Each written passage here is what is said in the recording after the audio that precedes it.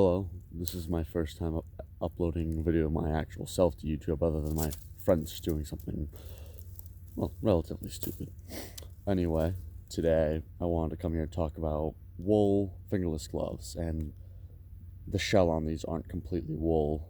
They're a very small percentage acrylic, but most modern wool gloves are like that, and the liner's all fleece. I believe it is, what's the word? Polyester. Sorry.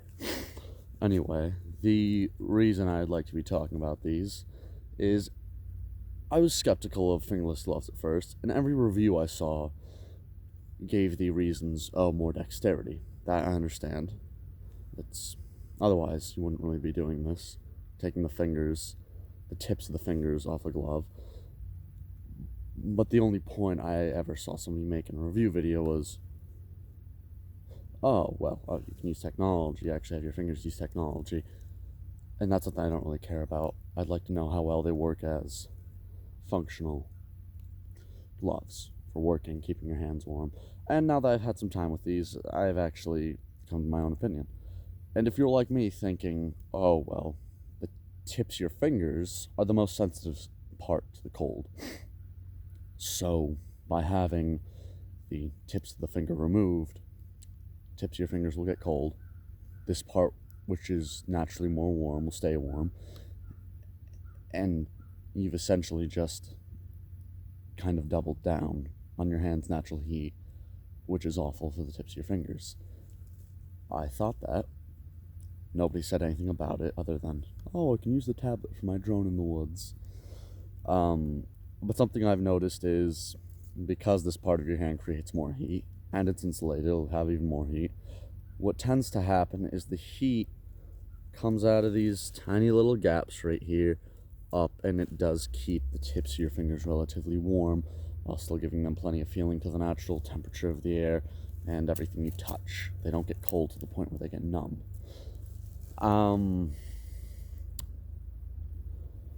That said, however, they do tend to get a bit cold, especially today in southern New England. It's probably in the low 20s right now. I would also say it's fairly humid, as it is a coldness that seems to have a particular bite to it. There was a little bit more wind earlier, but I'm in the woods right now, as you can see, and there really is not that much wind due to the trees. This is also a very low elevated spot. It's a bit of a swamp, just all dried out due to the winter weather. So when you have that wind and you have that particularly humid winter weather that makes the cold have a particular bite that goes through your clothes, this is not any good. And that's when I would start recommending having heavier gloves, full leather gloves. But the other thing too is these are Thinsulate, and it says 3M, 40 grams. They're not that particularly thick. I do not know what 3M, or I obviously know what 30 grams is. It's a unit of measurement for mass in the metric system, but I don't know how heavy that is to any point of reference. I do know, however, these are fairly thin, and they don't only have a liner in the palm, not in the fingers at all. So I believe if you had a much heavier pair of wool gloves, like I believe the wool fingerless gloves that the British wore in World War I. Obviously, I do not believe they had a liner on the inside, but I believe they used a much heavier wool. If you had that, a much thicker, heavier wool on this, I believe would do a lot better, keeping your hands warm even on a day like this.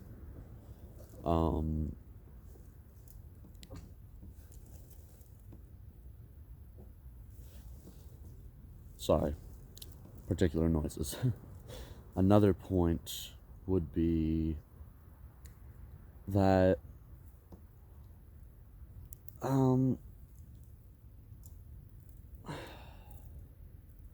these things, they're good, as I've said, keep your hands warm, plenty of dexterity. You can feel the natural temperature of the air. I believe that's either an osprey or maybe a falcon, but it's probably a hawk of some sort. The underside of it's all white, tiny spots of brown. Top of it looked like to be a dark brown. I'd go with a hawk or osprey. If you can't hear that at all, it's just the caw of a hawk.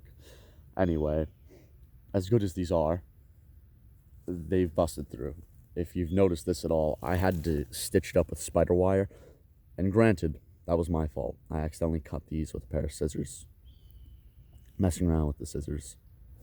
This, however, right here, as you can see, is just worn through.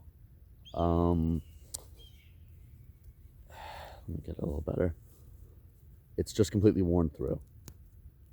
Yeah, those threads are already gone, so I did worsen it myself, but the threads chafed through yesterday. And I've had these, today is January 23rd, 24th, something like, yeah, 24th. Today's January 24th. I got these in late November. So that's really not a long time, and they're $20. So for the finger to chafe through that quickly, again, it's a testament to how thin they are, which granted the company's name is Thin Slate, but I'm assuming the way they get it thin and insulated is with a fleece liner in the palm.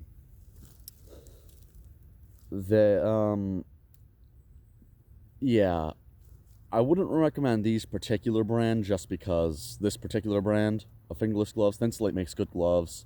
I have a leather pair of gloves from them that were deer leather. They're very nice. They're very warm. They give you plenty of articulation. That's another thing. If you want good warm gloves that give you plenty of dexterity, leather gloves, lined leather gloves, especially Thin Slate, are very good for that. They may not give you the tips of your fingers in raw.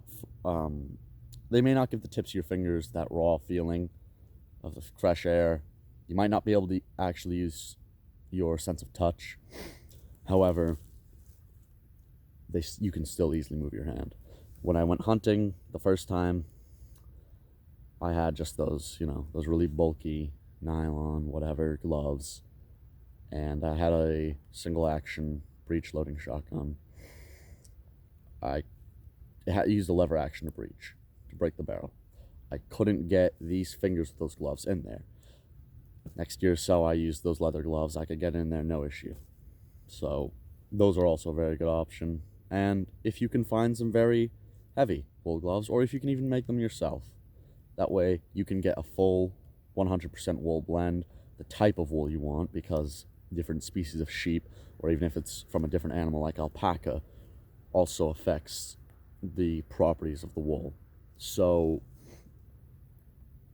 fingerless gloves, they will keep the tips of your fingers warm. I recommend a heavier pair.